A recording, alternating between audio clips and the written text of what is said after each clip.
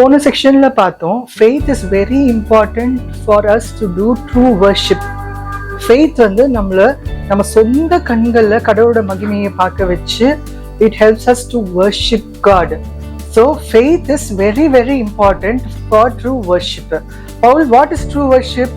Offering, Paul சொல்றாரு, offering your members, parts of your body as a living sacrifice, pure and pleasing to God. That is true worship. So மூணா offer பண்ணோம். எப்படி offer பண்ணோம்? We have to offer our bodies. What is true worship? Offer our bodies. எப்படி offer பண்ணோம்? As living sacrifice. Second, pure. Third, pleasing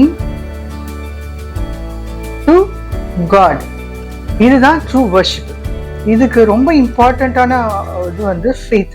Faith makes you to offer yourself as மூணா living sacrifice of pure and pleasing. Offer yourself as 1, 2, 3 to God. So what is true worship? True worship is offering your bodies as living sacrifice, pure and pleasing to God. Faith makes you to offer yourself as living sacrifice, pure and pleasing to God. So faith is very important for true worship. இன்னொரு வசனம் சொன்னேன் true worship. What is that? என்ன வசனம்னா, love your God with all your heart,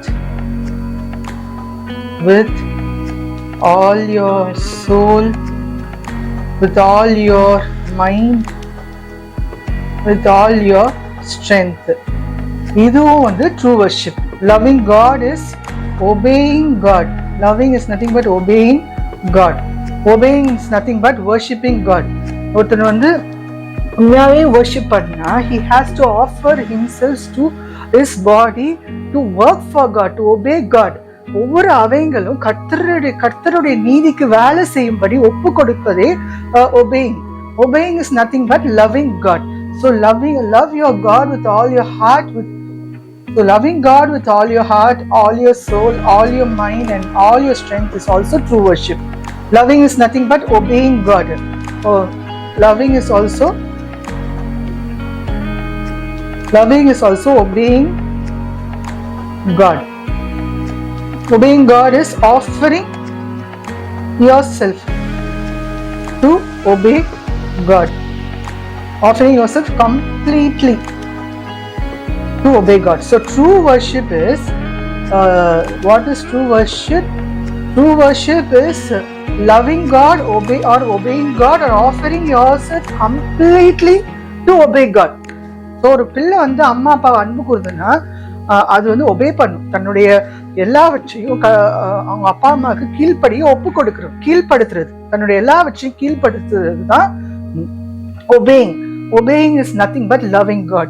So இதுவும் ஒரு definition. Loving God, what is true worship is loving God with all our heart, with all our soul, with all your mind, with all your strength. இப்போ all என்ன, இந்த all என்ன சொல்லு? இப்போ நம்ம பார்க்க போறோம். What is all? See, my heart is spirit. It's also called spirit. Soul and mind is soul only. இது வந்து heavenly part of soul. This is earthly part of soul, and this is flesh. So with all our heart, with all our soul, with all our strength. See, that is, நான் சொன்ன Trinity concept is very important. இதுல என்னன்னா, flesh, soul and spirit. இது flesh, soul, spirit. So loving God with all my spirit, all my soul and all my flesh is very important. The spirit has two parts, one on the earthly body, one on the heavenly body. இப்போ வந்து என்னன்னா ஒவ்வொரு பகுதிக்கும் is a separate man. Flesh is a separate person, soul is a person and spirit is also a person. ஏன் ஒன்னு தனித்தனி person? எப்படி ஏசாமி வந்து பிதா, குமாரன், பரிசுத்த ஆவியானவரா இருக்கிறாரோ, each person has different will, different இது, ஆனா they submit to each other. Though ஏசாமிக்கு he had the ability to decide for himself, but he obeyed God. So everybody has different will and desire, but they all are one, united in love. They all three different people connected in oneness of love. அதே மாதிரிதான் நானும், என் flesh has a will. My flesh is a person that has heart and mind. Heart is nothing but conscience and mind. My soul is a person that has heart and mind. My spirit is a person that has heart and mind. இதை நான் justify பண்றேன். அதனால்தான் இப்போ நான் வந்து justify பண்ண போறேன். Each thing is different, ஆனா it should be connected together to worship God. The flesh வந்து ஆவிக்கு விரோதமா சிந்திக்குதான். அப்போ ஃப்ளெஷோட மைண்டும் ஆவிக்குரிய மைண்டும் டிஃப்ரெண்ட். ஆவி ஃப்ளெஷுக்கு எதிராக சிந்திக்குதான். ஆவி மாம்சம் ஆவிக்கு விரோதமாகவும் ஆவி மாம்சத்துக்கு ஆப்போசிட்டாகவும் சிந்திக்குது. அப்போ each person is different. Each person has different will. அதனால்தான் மாம்ச டிசைருக்கு விதைக்கிறவன் வந்து சாகவே சாவான், ஆவிக்கென்று விதைக்கிறவன் வாழ்வடைவான். அப்போ என்னோட soul is also has heart and mind. It can either obey flesh or either obey spirit. If my soul obeys flesh, what will happen? It will face death. If my soul obeys spirit man, இதுக்கு choice இருக்கு. Soul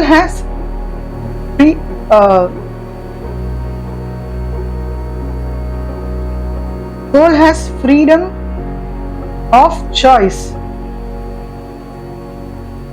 Soul has freedom of choice. You can choose between flesh and spirit. Flesh சொல்றது கேட்க போறேனா, spirit சொல்றது கேட்க போறேனா, ஃப்ளெஷ்க்கு so பண்ண போறேனா, ஸ்பிரிட்டுக்கு so பண்ண போறேனான்னு என்னுடைய soul decide பண்ணும். அதனால தான் ரொம்ப இம்பார்ட்டன்ட் சோல். ஏன்னா சோலோட மரணம் எதனால வருதுன்னா ஃப்ளெஷ்னால வருது. சோலோட லைஃப் எதனால வருதுன்னா ஸ்பிரிட்னால வருது. When my soul obeys my flesh, my soul reaps death.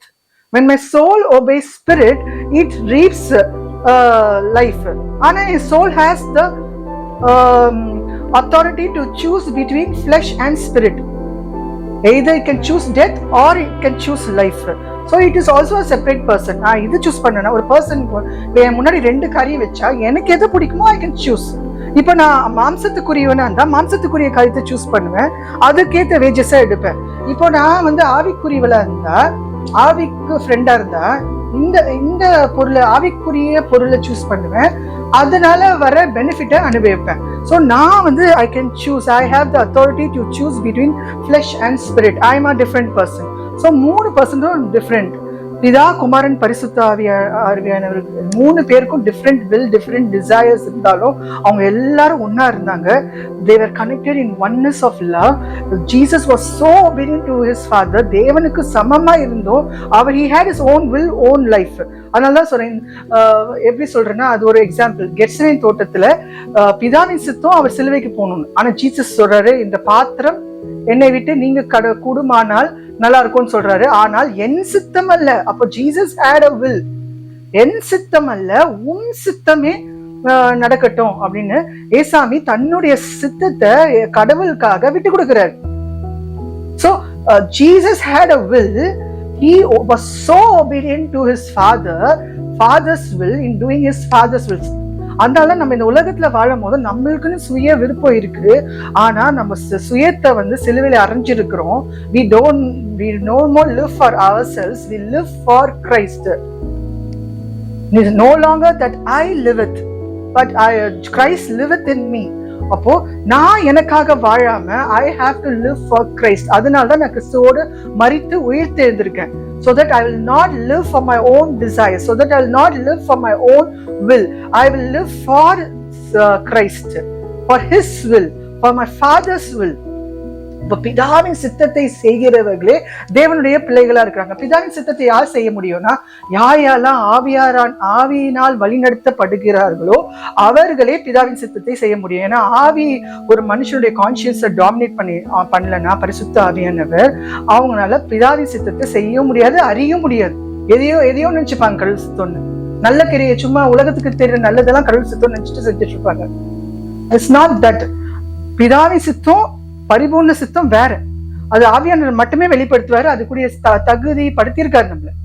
So இதுதான் வந்து இப்போ வந்து ஏன் இந்த டிஃபரன்சியேஷன் சொன்னா, all our flesh, so in the all our flesh, loving God with all our flesh, all our soul, with all our spirit.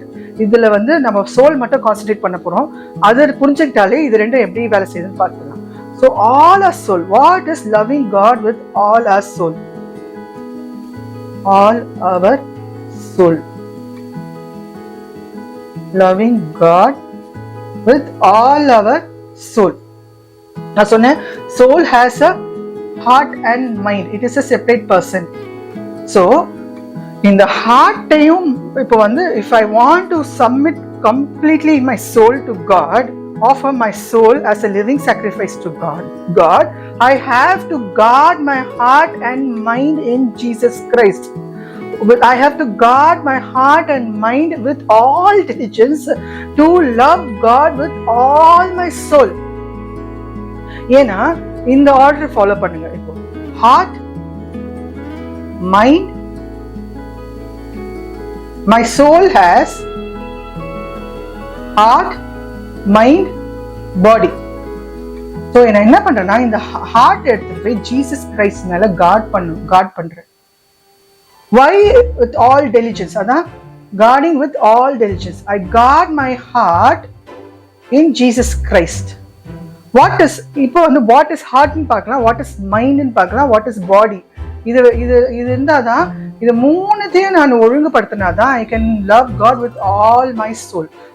ஏன்னா இந்த soul is made up of heart, mind and body. My soul is made up of heart, mind and body. It is a separate person.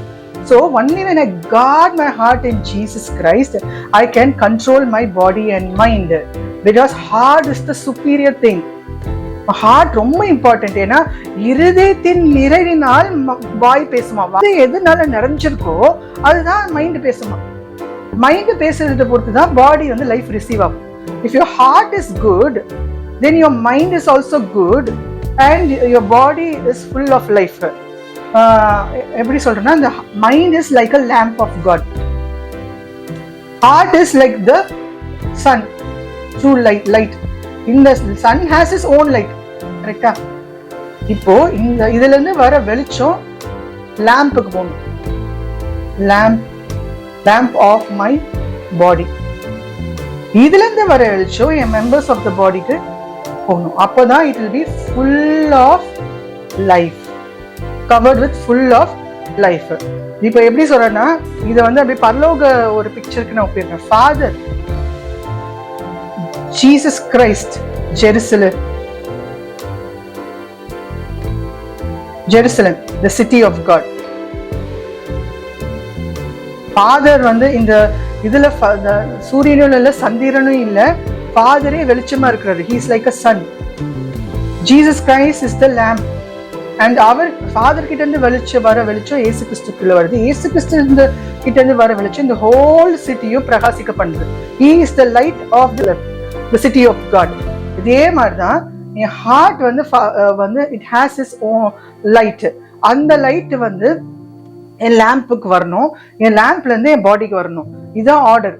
ஆனா என் heart வந்து கெட்ட ஹார்ட்டா இருந்துச்சுன்னா, எப்போ என் heart கெட்டதா இருக்கும், என் heart வந்து சின்ஃபுல் செல்ஃப் மேல இருக்கும்போது என் ஹார்ட் வந்து கெட்ட ஹார்ட் ஆயிரும். evil and unbelieving heart. When my heart is kept on sinful self, it becomes a evil and unbelieving heart. அதனால்தான் ஹார்ட் பொறுத்து அந்த person, it becomes a bad heart. Bad ஹார்ட்னா ஒரு மனுஷன் அவன் ஹார்ட் தான். ஒரு பர்சன் எப்படி சொன்னா அவன் இருதயம் எப்படி இருக்கோ அப்படிதான் அந்த பர்சன். அப்ப இருதயம் வந்து is the way of thinking. அந்த வே ஆஃப் திங்கிங் வந்து சின்ஃபுல் செல்ஃபால ரூல் பண்ணுச்சு. Heart is nothing but the way of thinking. எந்த வழியில நான் சிந்திக்கிறேன், எந்த வழியில யோசிக்கிறேன், அதான் என் இன்டென்ஷன்ஸ் ஆட்டிடியூட் எல்லாத்தையும் டிஃபைன் பண்றது என்னோட heart. So the way of thinking வந்து சின்ஃபுல் செல்ஃப் மேல வச்சேன்னா my heart becomes evil and unbelieving. அப்போ ஒரு மனுஷனோட இது கேடுள்ளதா இருக்கும் போது எப்படி நல்ல காரியத்தை எடுத்து அவன் கொடுக்க முடியும் தன்னோட சரீரத்துக்கு? ஸோ கொடுக்குற வழி தான் மைண்டு. ஹார்ட் வந்து என் பாடிக்கு எப்படி கொடுக்குதுன்னா த்ரூ மைண்டு.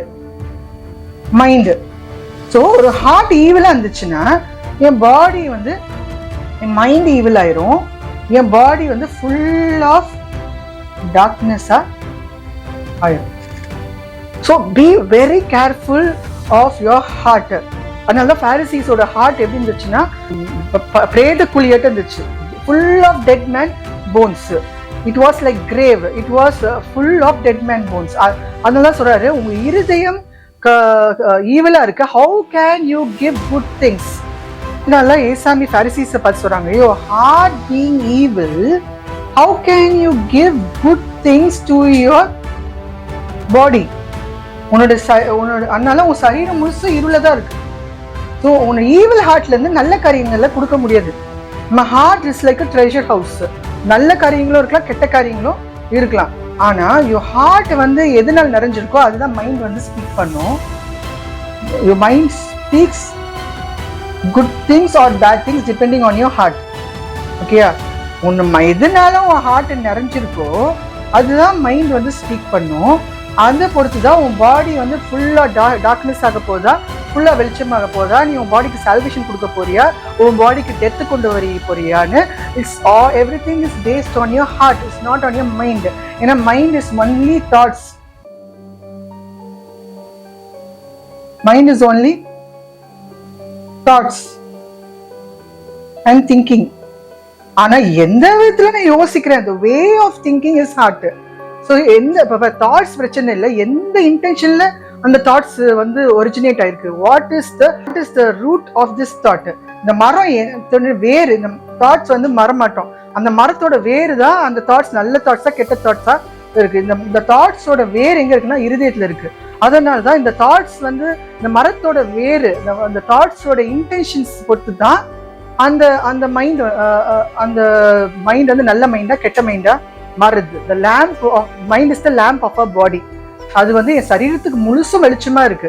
என் லேம்ப் வந்து சரியில்லைன்னா என் சரீரம் முழுசும் டார்க்னஸ் ஆயிரும். ஆனா என் லேம்புக்கு வர வெளிச்சம் ரொம்ப முக்கியம். அது வந்து it comes from my heart.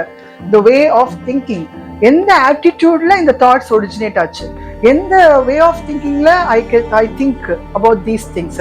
So அதோ எல்லாமே இருதயத்தை சம்பந்தப்பட்டது. If a person is made unclean by the way he thinks, the person is made clean by the way he thinks.